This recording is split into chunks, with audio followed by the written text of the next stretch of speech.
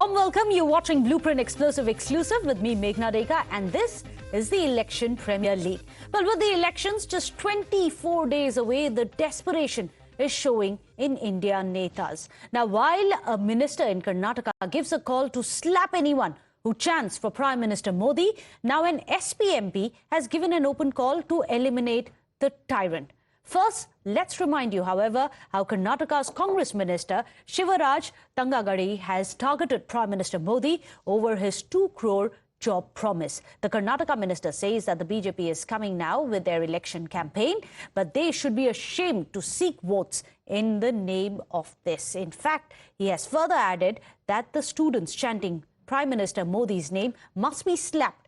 As per the party's promise, by now they should have provided at least 20 crore jobs. After this, Times Now even confronted him to give him a chance to apologize for the harsh words he's used, but he remained defiant and justifies why he wants supporters of Modi to be slapped. Listen into what he said and then his clarification, which was more of defiance. 2 ಕೋಟಿ ಉದ್ಯೋಗ ಕೊಡ್ತೀನಿ ಅಂತ ಹೇಳಿದ್ರು. ಯಾರಿಗಾರು ಉದ್ಯೋಗ ಕೊಟ್ರಾ?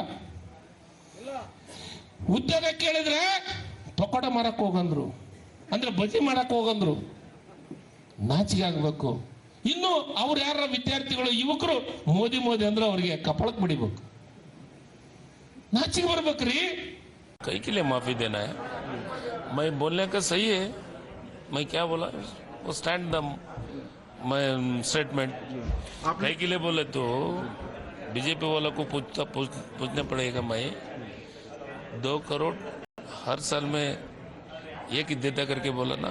मोदी मोदी करने को थप्पड़ मारने का मेरा ग्रामीण भाषा में उस ऐसा बात किया है. मैं ऐसा किसी को वो फोड़ने का किसी को भी मारने का संस्कार संस्कृति हमारा नहीं है. नो वापस कई के लिए वापस देने लेने का is standing. Well, the BJP after this has filed a complaint with the Election Commission over Karnataka's Minister Shivaraj Tangagadhi's statement. In fact, the BJP has also called it a reflection of the mindset of the INDIA bloc. They have also held protests that you can see on your screens across Koppal as well as Chikmagaluru, where they have tried to even get out the Congress workers. Watch what the BJP says. Congress ka culture intolerance, Congress ka culture enmity, Congress का culture और नफरत का राजनीति करना कांग्रेस का culture है. उसके पास no leadership, no नेता नहीं है, नीति भी नहीं है. नेता नीति नहीं होने के नाते केवल नफरत का राजनीति कर रहा है. No vision, no mission, only commission का राजनीति कांग्रेस का पास है. उसके वजह से ऐसा नफरत का राजनीति कर रहा है. एनिमिटी पॉलिटिक्स कब करता है? कब डर रहता है ना, वो लोग को मन में डर है. जीतेगा भाजपा पक्का है. उसके वजह से नफरत का राजनीति कर रहा है. Meanwhile, the Congress is irate about the language which is used by BJP CT Ravi that you just heard against their minister. They now say that they are also filing a complaint to the Election Commission against what they say derogatory language used by the BJP. Mr. C.T. Ravi is the RSS person. Of course, he was the former General Secretary of National BJP. Several times he using the unparliamentary words against the Congress leaders. Yesterday and today also, he spoke against Mr. Shivaraj Tangagadhi and he used the unparliamentary word. And he questioned who is the father of Shivaraj Tangagadhi. So it is the unparliamentary word and he is violated the norms issued by the Election Commission of India. It's not just Congress, but even the Samajwadi Party, which is targeting the Prime Minister. While campaigning, SP's MP, S.T. Hassan, has given a call to eliminate the tyrant in an oblique reference to the Prime Minister. He can be heard saying that Badla must be taken against the fascist forces which only thrive on Hindu-Muslim issues. Listen in. आपके आने वाली नस्लों की बका का election है. जो हालात पिछले 10 साल से हमारे ऊपर गुजर रहे हैं वो किसी से छुपे हुए नहीं है. आज जरूरत इस बात की है कि उन तमाम ताकतों को जो सिर्फ हिंदू मुसलमान की राजनीति कर रही हैं और हिंदुस्तान की दूसरी बड़ी आबादी मुसलमान की हमेशा दिलासारी कर रही है। ये वक्त आ गया है उनसे उनके जारहाना रवैये का बदला लेने का। हमने बहुत झेल लिया, लेकिन हमें अपना भरोसा है, आप सब पे भरोसा है, परवरदिगार की ज़ात पे भरोसा है कि इंशाअल्लाह ताला इस जालिम का खात्मा होगा।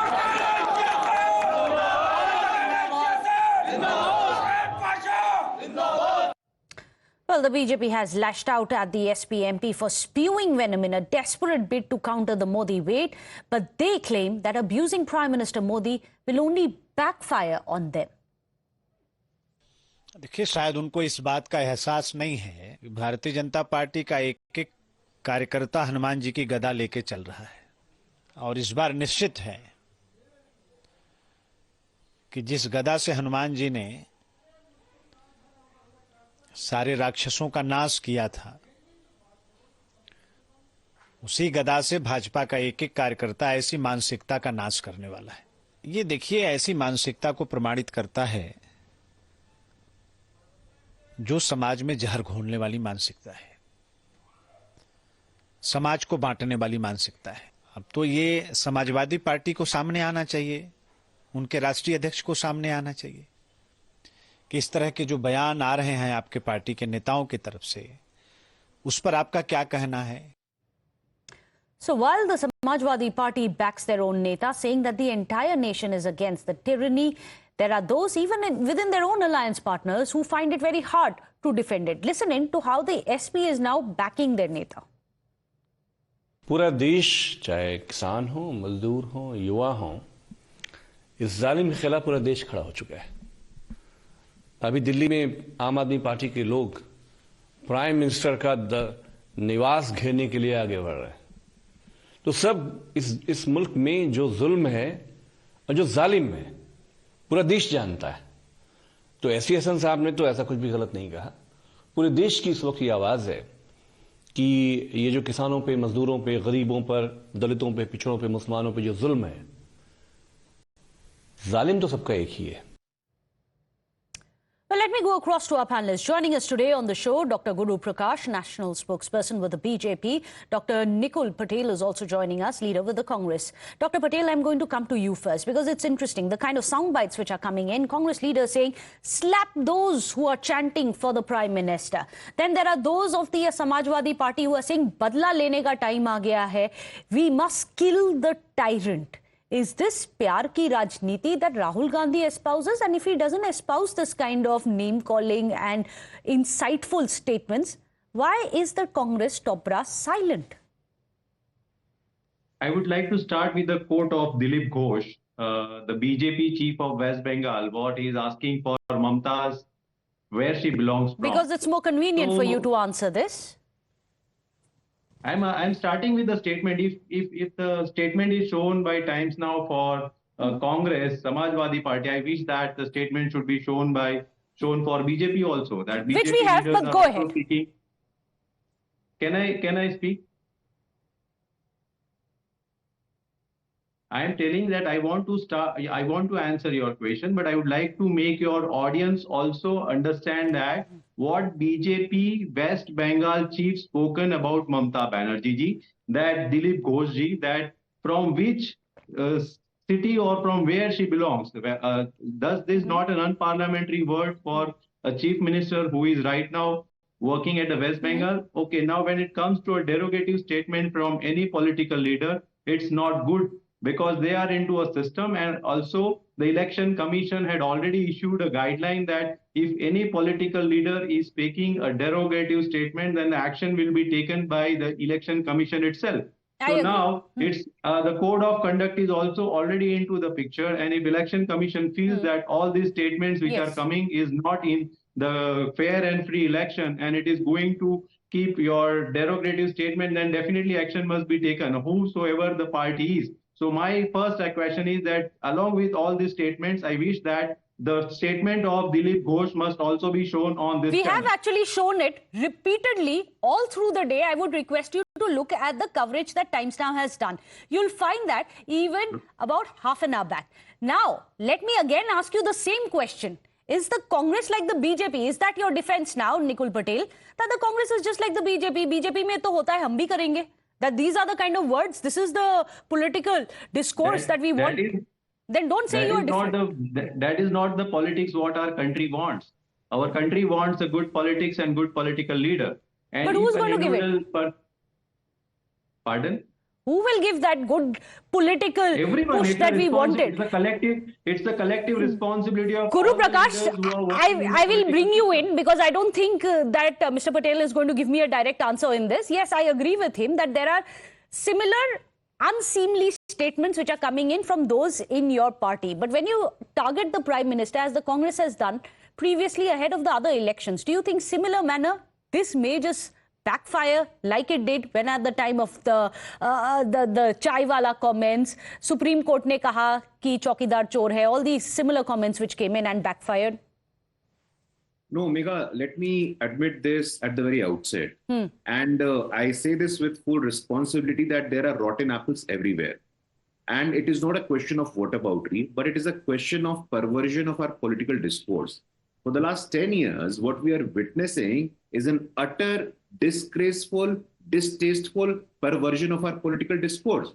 Our freedom fighters, the people who drafted the Constitution of India, they did not imagine such a level of political discourse that our leadership would stoop to such a level. But on the contrary, if you look, only yesterday, none other than the official Congress spokesperson, none other than the representative of Congress on all the primetime television debates, none other than the Congress social media national convener, put out a message on Instagram that was highly objectionable, derogatory, and was symbolic of gender commodification.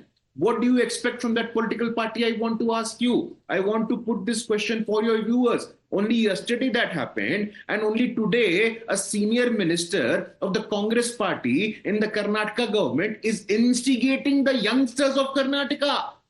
You have to understand this is call for violence. You have to understand only previously we have seen call for genocide as well. Where are we leading? Where are we heading towards? I want to ask my friend from the Congress party. Dr. Guru Prakash, I also have a question for you. Will the BJP act against Dilip Ghosh? We must answer that question. Will action be taken against him? Because we expect similar action from the other parties as well, from the Congress as well as the Samajwadi Party today. See, some things are better left unsaid. You would have seen that people who made statements, action has been taken against them. I don't need to mention it here. People of India, people of across all the state, they know we are a party with a difference. People who are motor mouth, action are always taken against them. Like it is the Bharatiya Janata, just a moment. It is the Bharatiya Janata Party. You look at the present list of Lok Sabha candidates and you do not have to go very far to realize the quantum of action that has been taken. So some things are better left unsaid as far as the Bharatiya Janata Party is concerned. Several of the tainted sitting MPs also have been removed. I think that's the point that Guru Prakash is making, that they have been very tenacious when it comes to the BJP list. Now I will ask the same question to you, Dr. Nikul Patel. Will the Congress act against its Karnataka minister for allegedly inciting violence against the Prime Minister? I would like to quote the advertisement which BJP played in the election 2014, where on the national television for everything the slap was given on the face of Aam Aadmi. Was that the BJP campaign for a slap? I did understand at that time the question was asked. It was. I think I asked you a very clear question though. I am comparing the things, ma'am. I am telling you the fact. You can review the history and 2014 campaign of BJP, that every common one was slapped with the corruption, with the berozgari and everything, LPG and everything.